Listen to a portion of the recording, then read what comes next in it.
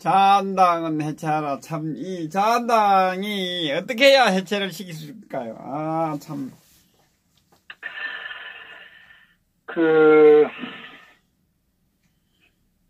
제가 이제 왜 이 자한당 해체가 답이라고 주장을 하냐면요. 예, 예. 사실 지난 과거 어떤 그들의 행태에 대해서 우리가 너무나 잘 알고 있는데. 예. 근데, 우리가 이제 어떤 가능성이 있으면은 나름대로 아마 또 거기에 대한 기대도 하죠. 예, 예. 근데 안타까운 것은 이제 최근에 어떤 그 유튜브도 보면은. 예. 자한당의 미래를 많이, 이렇게, 갖고 계신 분들이 아직도 많으신 것 같아요. 또 이렇게 집회에 있어서도. 물론 이제 일정 부분 이해는 해요. 왜냐하면은, 현재 문재인 좌파 정권이 워낙 나라를 송두리째 북한에 바치려고 하는 그런 움직임도 보이고, 모든 경제, 전체적인 외교든 경제든 간에, 지금 엉망이 되고 있기 때문에, 그런 간절한 마음에서 현실적인 어떤 기대를 하신 것 같은데, 문제는 우리가 시계를 거꾸로 돌려가지고 지난 5구 대선 때 예. 홍준표를 지지할 때도 많은 이제 갈등과 논란이 있었습니다. 예. 태극기를 들은 분들도. 왜냐하면은 유일하게 이제 문재인 정권이 탄생을 막아야 된다는 간절한 마음에서 일정 부분 이해는 해요. 그런데 결국은 이제 결과는 우리가 홍준표 24%를 받았잖아요. 네. 근데, 결국 뭐냐면 이 자한당은, 어떤 잘못한 부분에 대해서 국민들이 준엄한 심판을 해야 되거든요. 그러니까 이게 대한민국 정치 구도가 뭐가 잘못됐냐면은 이 호남 쪽 같은 경우도 결국은 지역에 사로잡혀가지고 저들은 소위 말해서 어떤 공천만 받으면은 이걸 지속적으로 어떤 의원 당선을 보장했기 때문에 결국 어떤 보수에다가 예속이 돼가지고 조직하에서 어떤 빠져나가지는 못하는 거예요. 그래서 어떤 이들이 어떤 정상적인 어떤 의정 활동이나 정치적 소신발을 못하는 바로 이게 대한민국의 가장 큰 문제점 중에 하나인데, 예. 이게 영남 같은 경우 대구도 사실은 옛날에 박 대통령이 정말, 지원만 하면은 또 어떻게 보면 대구에 공천만 TK 같은 게 받으면은 먼저 당선됐지 않습니까? 이러다 보니까 결국 이들이 국민을 두려워하고 어떤 올바른 정치를 하는 게 아니라 어떻게 하든지 일단 당선된 후에 자유롭게 줄을 서고 결국 어떤 눈치를 보고 필요할 때마다 이제 국민을 찾는 이런 정치적인 행태가 이제 이루어졌는데 결국 이제 이 자한당도 보면은 현재 그런 것 같아요. 우리가 탄핵 과정도 그렇고 그 이후에도 그렇고 결국은 많은 사람들이 불신을 하지 않습니까? 예. 불신을 하면은 거기에 대해서 비판을 해서 그거를 완전히 세력 교체나 이 당의 어떤 변화를 가져가도록끔 따끔하게 어떤 비판을 가야 되는데 그러니까 이제 잘못을 했음에도 불구하고 지속적 지지를 보내니까 이들이 변화를 하지 않는 거예요.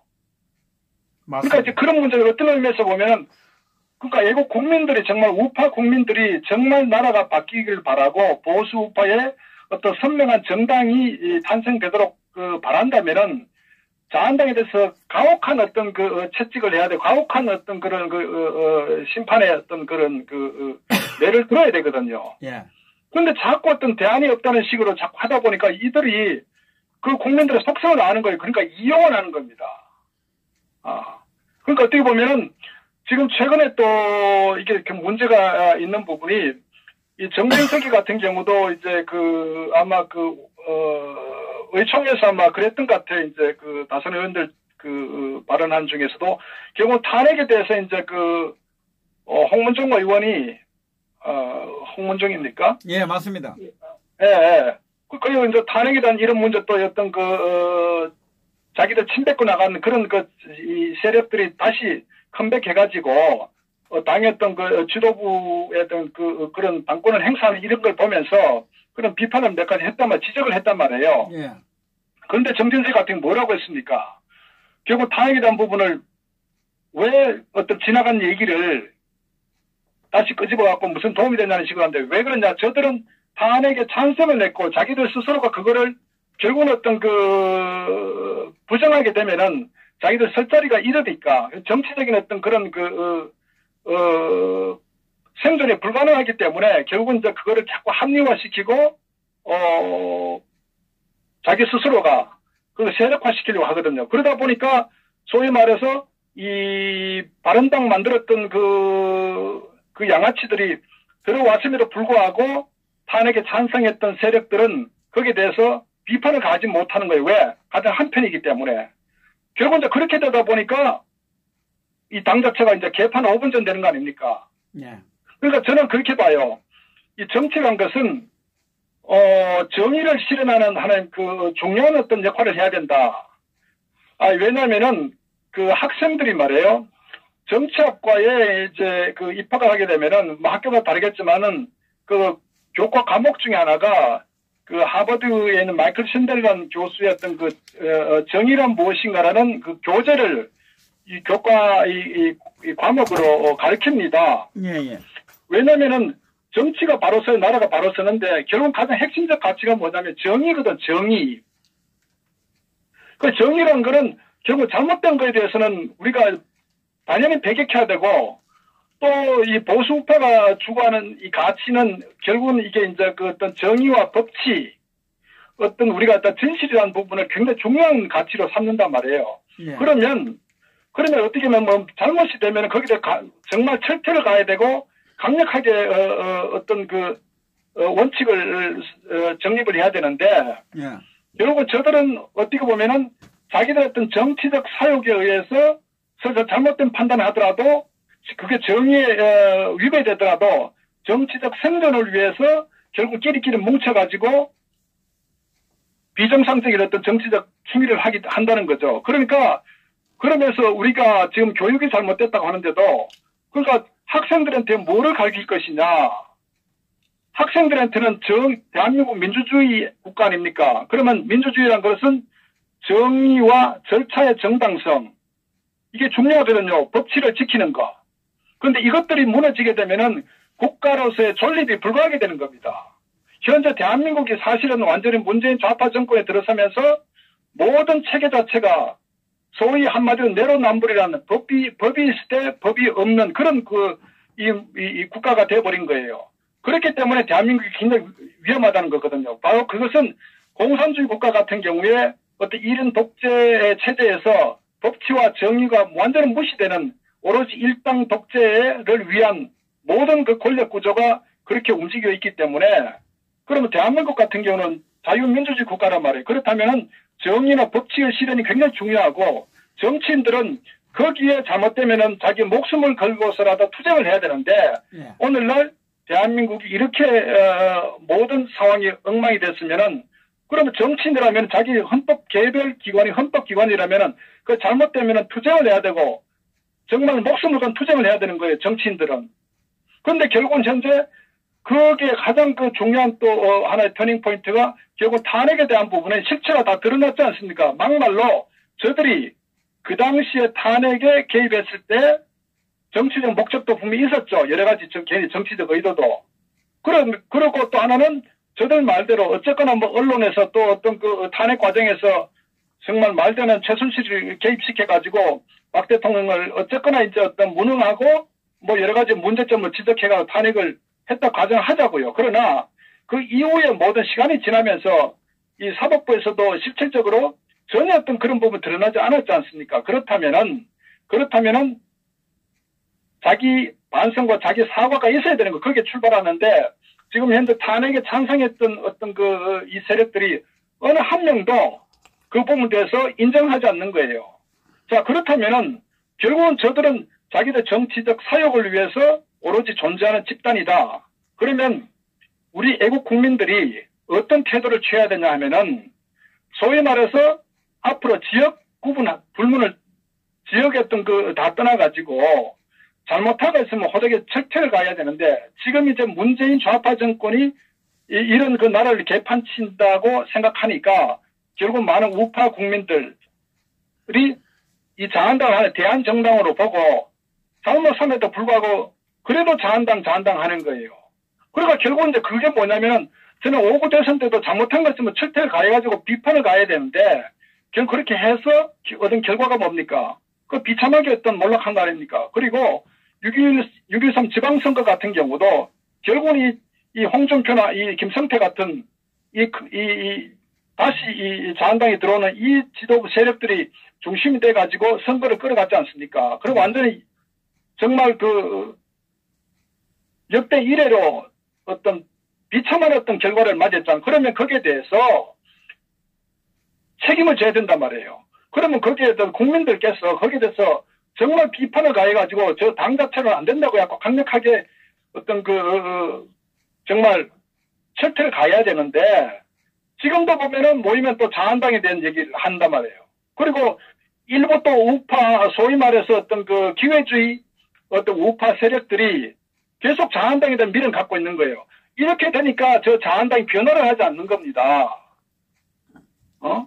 그럼 결국은 이제 정치인들에게 볼모로 잡혀가지고 끊임없이 이용당하는 그런 어떤 상황이 전개되고 있단 말이에요.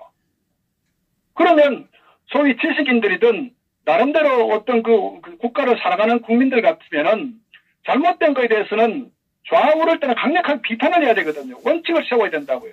그게 법치고 정의를 차리는 길인데 현재 보면은 아직도 자한당 우리가 대역기 집회 같은 게 보면은 왜 심재철 같은 인물이 나와가지고 하는데 연호를 합니까? 그럼 심재철이가 거기에 나오면은 본인이 탄핵에 대한 부분을 그때 판단 착오해서 내가 어떤 정치적 어떤 판단을 잘못했다. 그러나 현재 이 실체가 드러난 걸 보니까 이분 대해서는 바로 잡아야 된다. 그러면서 박 대통령 어떤 석방에 대해서 자기가 내가 최선을 다하면서 어떤 정치적인 어떤 전면에 서겠다. 최소한도 그런 자기 반성과 자기 어떤 포부를 이 탄핵에 대한 것을 밝혀야 되는 거예요.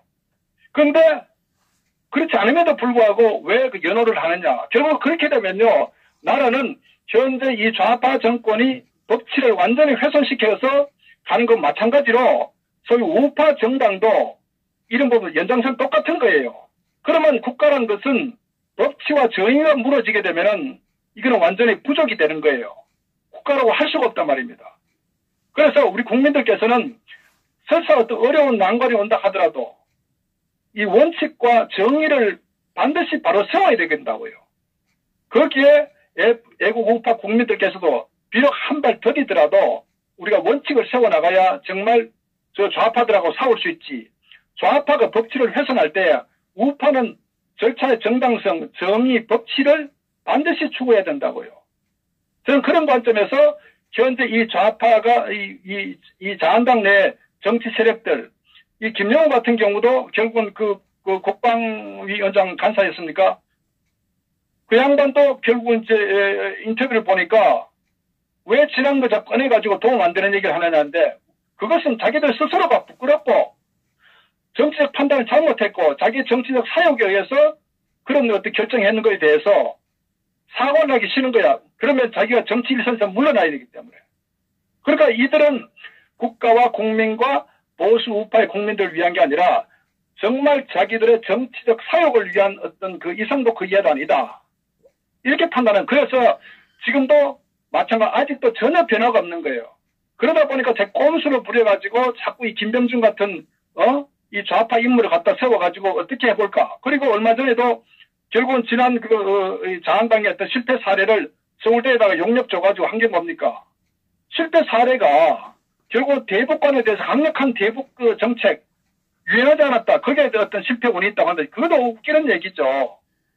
나는 그거조차도 좌파의 어떤 세력에서 어떤 그런 용역 보고서가 영향을 미쳤지 않는다 하는 부분이거든요. 그러니까 이게 우파 정당이 바로 가려면 우파의 원칙을 견지해야 되는데 결국은 현재 보면은 이런 엉망인 상태가 현재 진행되고 있는 게 자한당이다. 그래서 거기에 결국 많은 국민들이 지금 볼모로 잡혀있기 때문에 저는 이번 이 자한당의 어떤 현실을 정확히 직시하시고 자한당을 버려야 다시 대한민국 우파 정당이 저는 살아남는다. 그것이 이 좌파 정권과 싸워서 우리가 정권을 다시 살아날 수 있는 유일한 길이다. 또다시 정치권, 소위 사이비 보수 저 정당에 볼모로 잡혀서 이용당하게 되면은 이제 영원히 기회가 없다. 그래서 저는 이번 그 연말이든 연초에 다음 20대 총선을 앞두고 자한당은 반드시 발전적 해체를 해야 된다.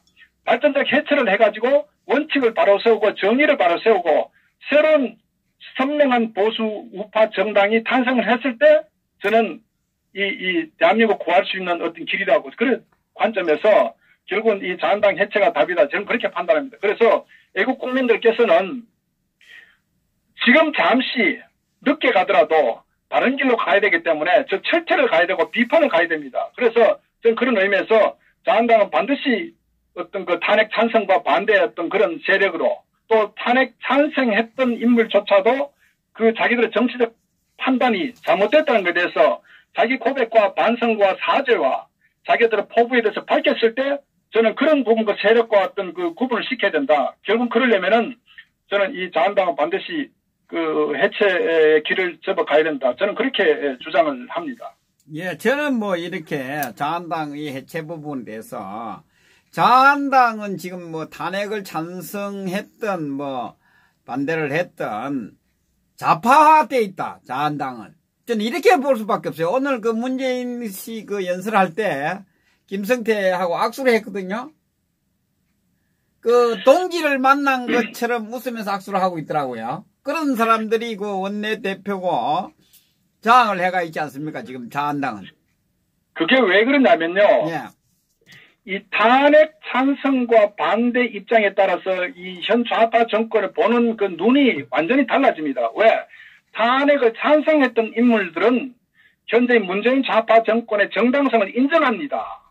인정하기 때문에 결국은 그 말씀드렸다 대북 정책이니 이런 그 보수 우파의 강경 정책으로 인해서 이렇게 이제 논리를 펴간다고요.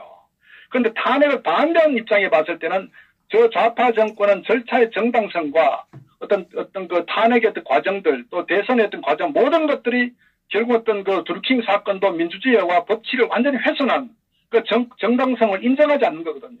네. 그래서 어떻게 보느냐에 따라서 예를 들어서 김성태 같은 저 양아치도 결국 문재인하고 악수를 하고 저렇게 했던 그 호의적인 입장을 베푸는 것도 그렇게 해야 자기 자신의 정치적인 어떤 그 생존이 가능하거든요. 그러니까 자기 스스로 잘못한 거에 대해서 인정을 하지 않고 문재인에다가 호의적인 제스처를 해야 그 자기 탄핵에 대한 정당성이 부여되기 때문에 결국은 자기 생명 연장을 위한 하나의 몸부림이다. 저는 그래서 저런 그 사이비 소위 말 탄핵에 찬성했던 세력들 지금까지도 자기 양심을 속이는 숨기는 이런 세력들은 반드시 어떤 그 척결돼야 된다. 저는 그렇게 봅니다. 그것이 유일하게 보수 우파 정당이 회생할 수 있는 길이라고 보고 이 부분에 대해서 정치인들 자기 양심, 자기 목소리를 내야 이제 탄핵에 반대했던 세력들 소위 친박이라고 어떤 그 스스로 생각했던 세력이라면은 누구라도 강한 목소리를 내라 잘못된 거에 대해서 저는 어떤 거기가 출발점이라고 생각합니다. 그래서 이 좌파 소위 말해 좌파 정권의 어떤 그 우호적인 어떤 이 정치인들은 반드시 이 철퇴를 가야 된다. 지금 현재 대한민국이 무너져가고 안보 외교 모든 사회적 부분이 완전히 허물어져가는 상황인데 그럼에도 불구하고 거기다가 악수를 한다. 이것은요 오히려 좌파보다도 훨씬 더 심각한 어떤 정말 역사의 역적으로 기록돼야 될 저는 그런 세력들이라고 봅니다. 아니, 그러니까 그걸 보고 이래 보면 그 같은 동료 아닙니까? 그 자유한국당의 탄핵을 반대했던 국회의원들이 있을 거 아닙니까? 인정을 해주라고 하는 거 아닙니까? 결국은 악수를 하면서 내 잘했지, 잘했지 이러면서 이거 있는데 저는 그 탄핵을 반대했던 그 국회의원들이 더 미워요. 탄핵을 찬성했던 사람들보다. 뭐 하고 있느냐고. 자유한국당이라는 당 안에서 뭘 하고 있느냐 이 말입니다. 이 사람들이 그 국민들을 붙들어 놓고 오도 가도 못하게 붙들어 놓고 뭘 하고 있느냐 말이에요. 이 사람들이. 그게 나는 제일 미워요. 그러니까 우리가 이제 결국 무슨 얘기냐면 저들의 어떤 소위 우파를 가장한 정치 세력들은 국가관이 없는 인물들이다. 애국심도 없고 국민을 위한 거다. 오로지 결국은 어떤 정말 연줄이다 가지고 정치에 입문했고 관료들 소위 말해서 어떤 고급 관료들이 정말 어떤 이런 공천을 받아서 손쉽게 결국 국회의원 당선됐고, 또 하나는 또 어떤 일종의 금수저, 어떤 정진석 같은 경우도 보십시오. 자기가 정성모가 자기 부친 아닙니까? 결국은 뭐냐면 유승민도 마찬가지고, 이런 세력들은 정말 어떤 국가관이나 어떤 그런 정체성에 대한 생각 없이 일종의 소위 이제 금수저들한 정치 금수저 아닙니까? 예. 기억하실 거예요.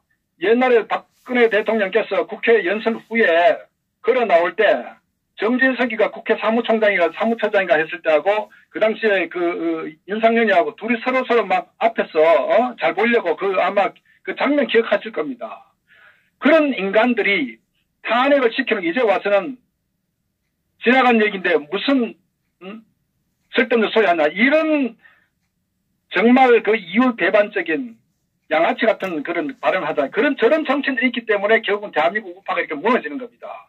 그래서 저는 차제의 어떤 이런 부분에 대해서 철퇴를 가야 된다고요. 그래서 저는 제발 우리 국민들께서는 우리가 그 부분에 대해서 속지 말고 지금 죽는 한이 있더라도 저걸 철퇴를 가야 된다. 그래야 우파가 저는 다시 회복된다. 이걸 우리가 좀 인식을 해야 된다고 봅니다. 그렇지 않으면 항상 저들에게 이용당하고, 이 호남 좌파, 호남 쪽도 마찬가지예요. 결국 정치인들에게 했고, 자기들 보수 따고 공천 당만 선택자라면 당선되지 않습니까? 이러니까 대한민국이 무너지는 거예요. 그래서 제발 정신 차려야 된다. 현재는 어쨌거나 이 우파를 지지하는 국민들께서는 우리가 이 자한당을 버려야 대한민국에 살아난다 하는 걸 인식을 하셔야 됩니다. 그리고 우리 국민들, 학생들에게도 정말 잘못된 거에 대해서 진실을 가르치려면 정의가 바로 써야 되거든요. 불의가 이기게 되면 나라가 망하는 겁니다. 현재 대한민국 그렇게 상태를 가고 있는 거예요. 그래서 지금 경남에도 말입니다. 서부 경남 쪽은 이 자한당에 전라도 못지않게 자한당 쪽으로 지지를 하고 있는 상황이거든요. 결국은 이제 어떻게 보면 자업자득이고 스스로 선택한 결과인데요. 그러니까 정치인들이 속지 말라는 얘기입니다. 우리가 잘못한 거에 대해서는 정말 어떤 철퇴를 가야 되는데 지속적으로 정치꾼들에게 속다 보니까 결국은 나라가 이런 지경에 빠지고 결국 그 피해는 고스란히 국민들에게 돌아온다. 이것을 제발 좀 정신을 차렸으면 좋겠습니다. 그러니까 무조건 합치자 하는 것도 합쳐야 되죠. 그러나 원칙이 있어야 된다는 거, 원칙이. 맞습니다. 저 인간들하고는 같이 합치면 안 됩니다. 거기에 모르고 정치인들의 속셈을 모르고 따라가는 이분들은 합쳐야 된다고 잘못 판단하고 있는 분들은. 그렇지만 저 인간들은 안 되지 않습니까? 이건 됩니까? 지금 나라가 다 망하고 자한당이 다 망했는데도 망한 세력들이 자한당을 좌지우지하고 있지 않습니까? 그러니까 저 인간들이 탄핵을 반대했던 저 인간들 도대체 당에서 자한당에서 뭐 하고 있냐고. 그러니까 어쨌거나 이제 우리가 정치인들의 속성은 정말 제대로 좀 인지를 하시고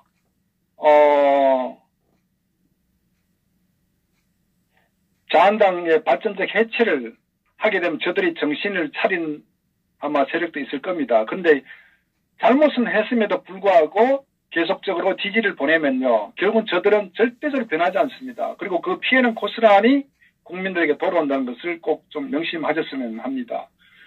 예. 그럼 그 정도로 제가. 예, 알겠습니다. 예, 두 번째 사항 잠깐.